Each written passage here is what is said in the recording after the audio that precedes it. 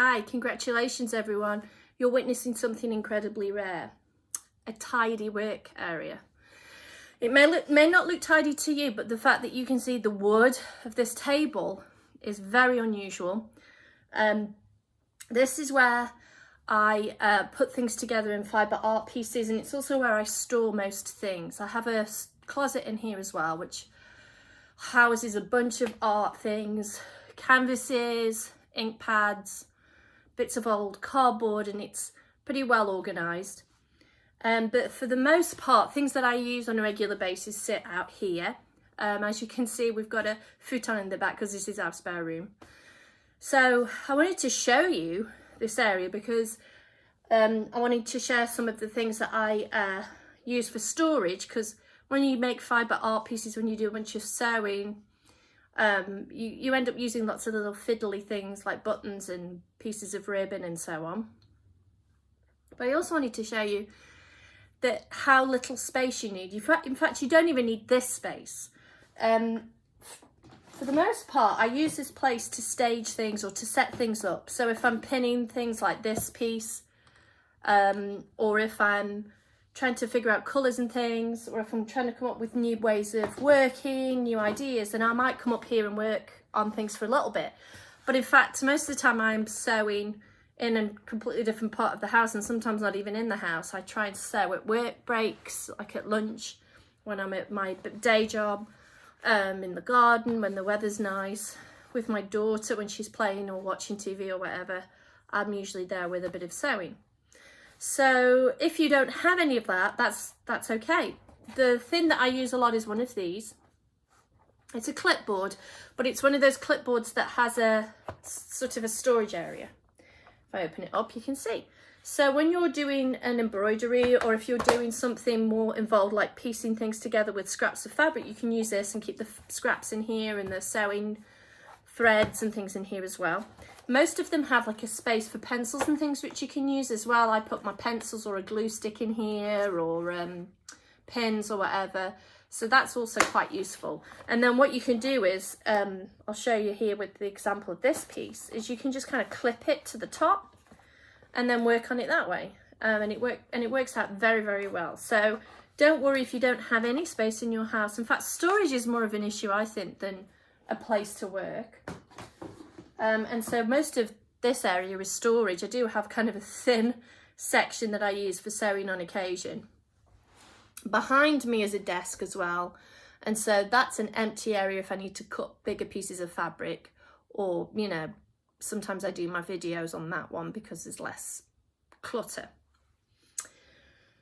On the table's about 3 feet wide. It's one of those dining room tables that collapses down, which is really helpful. So if I need to just kind of put everything away, I can just collapse it all down. I want to show you some of the things I use to save and collect up items and try and keep things moderately organised. But also, I want to show you as well that we can recycle a lot of stuff, and I try whenever I can to repurpose, both in my actual projects, but also in the way that I store things and the things that I use. So what we've got here is a peanut butter jar, and it's plastic, which is great. I do like the glass ones as well, but glass is a lot easier for us to reuse because we use them in the kitchen and things. These are far more difficult to find a purpose for, so we keep them, get all the oil out. But I would say, I've tried putting them in the dishwasher and they melt, but maybe you can put them on a cooler wash. I tend to, anything that's had oil in, I won't necessarily put fabric in because it will get on the fabric, and so I put things like this in. Though sometimes I don't even care if it's tiny scraps of fabric. That to me adds to the effect, and you end up with something new. So those are peanut butter jars. This is a ice cream jar, or a gelato jar, and inside are some notions for making pieces that are like shells and chains and things like that. So you can use jars a great deal, and the smaller ones are great for those smaller pieces. And then you've got these really big ones that are great for, I put lots of ribbon in. I tried to use transparent things because I've found in the past I love tins, but the problem with tins is unless you label them, you don't know what's in there. And even when you label them, you don't know exactly what's in there. So this is a really great alternative to using tins. My husband, I don't really like these, but my husband really likes these, which is good because they're a great size. And we have several of those with different things in. If you use a dishwasher and you use dishwasher tabs, keep these. Again, very great size. They're really easy to stack. They're nice and flat. They have their own lid, which is helpful, and I put lots of scraps of fabric in these. And then we're going to look at clamshells. These are clamshells. They're the plastic boxes that fruit and vegetables come in. Sometimes bread, rolls come in them too, or croissants. And they are a pain. They're so wasteful. And I can't believe that in this day and age, we still think it's okay to use them. Anyway. These ones have holes in because of the stuff that goes in it. So anything really small would just fall through the holes. But this has been perfect for putting stamps in, which I use to stamp fabric. And even the little stamp pad will fit in there as well. The other great thing about it is the lid kind of gets useful as well. So for example, if you open it up and you're trying to find the correct sort of letters, you can pop them out there. So it has another use too. Bigger clamshell. This has got a specific project in mind, so I've put it in a separate clamshell. I keep all of them. I keep all of these, and then I separate things out into projects. These are tiny fiber art pieces that I have yet to finish. They either need like a little sleeve on the back, or perhaps I want to put some more items like beads or something on them. So they're in here. So that reminds me that those are the things I need to finish. It's like my in tray. And then this has just got some random bits of stuff in, like bits of thread or whatever that I haven't managed to put away yet. I've got an extra pair of scissors in there too, some little printed bits that might be used. So I've got those. This is one of my favourites. It's one of those things you use for takeout. And it has sections. Sorry, I'm bouncing the table a little bit. I apologise. So it has sections in it because it's one of those meal things. So there's like a big section here and two here. Perfect for beads, and I have to be really careful how I hold these because I can divide them up. And the thing I can do is like put things to one side if I want to keep them that way. So yeah, and the beads are from a supplier online. They're waste beads. So they're the beads that they couldn't sell for whatever reason, and they sell them off cheaper. So again, try not to add to additional waste, but use what we already have.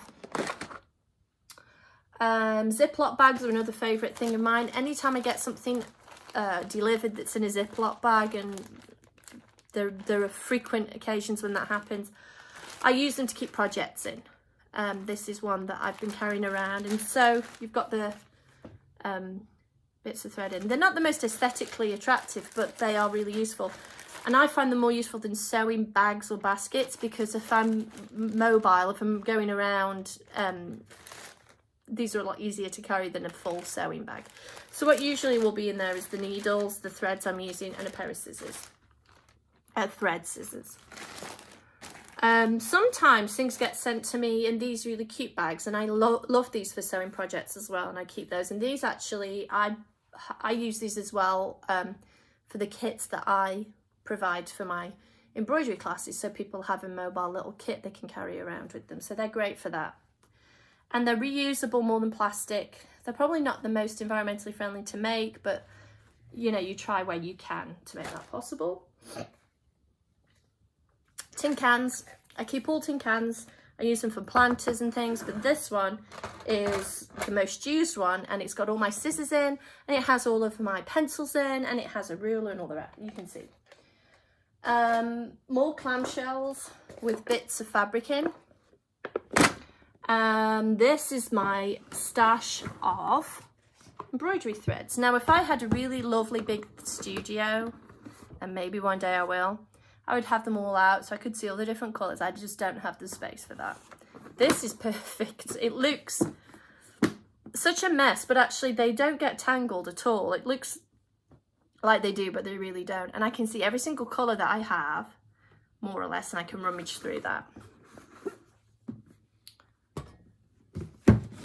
Okay.